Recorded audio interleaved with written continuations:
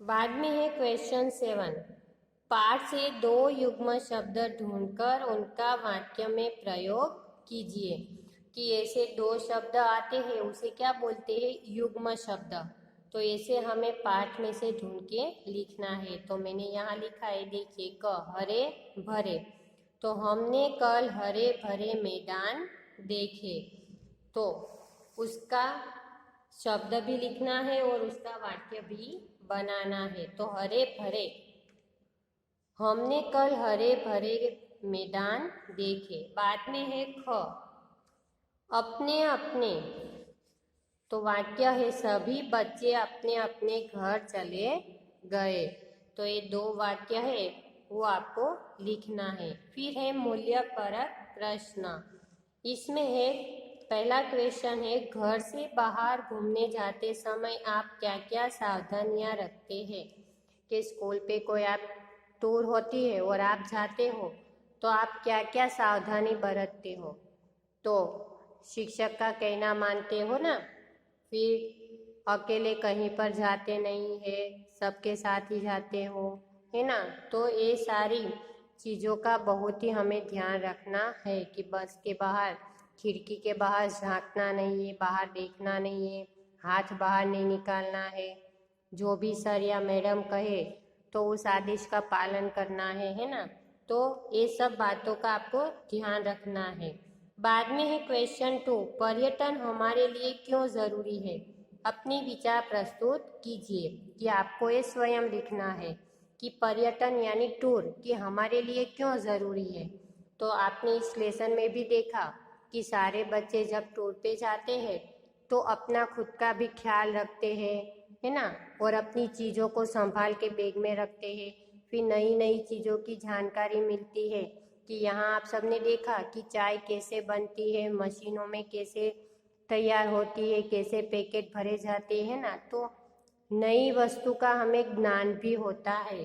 तो ये भी आपको स्वयं करना है। बाद में है सोच समझ की बात। मान लीजिए आप घूमने के लिए जून में केरल जा रहे हैं। आप अपने साथ कौन सा ज़रूरी सामान ले जाएंगे और क्यों? सामान की एक सूची बनाइए कि आप घूमने जाते हो, यहाँ पे लिखा है कहाँ जाते हो? केरल में। तो आप घूमने जाते हो तो कौन सा सामान ले जाएंगे, क्यों ले जाएंगे? तो ये सारे सामान की आपको सूची ये तैयार करनी है, कागज़ में लिखना है कि आप कौन कौन सी चीज़ें ले जाएंगे। अब देखते हैं कुछ करने की बात।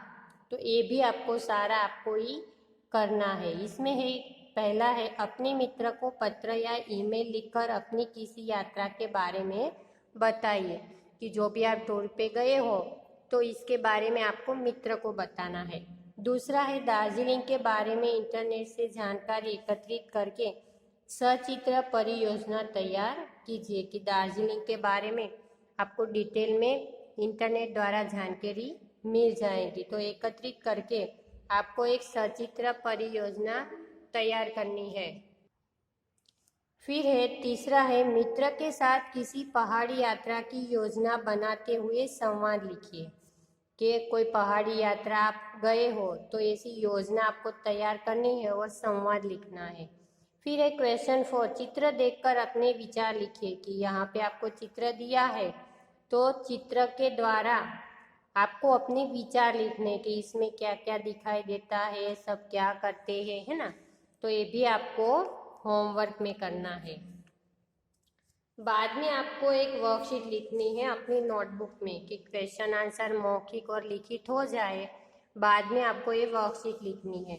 तो इसमें है पहला क्वेश्चन, सही उत्तर चुनकर टिक लगाइए। तो ये सारे क्वेश्चन आंसर है, सही उत्तर ये आपको अपनी नोटबुक में लिखना है। बाद में है क्वेश्चन 2, नीचे दिए गए शब्दों के लिंग बदलिए। तो ये आपको स्त्रीलिंग है तो पुल्लिंग लिखना है और पुल्लिंग है तो स्त्रीलिंग में बदलना है।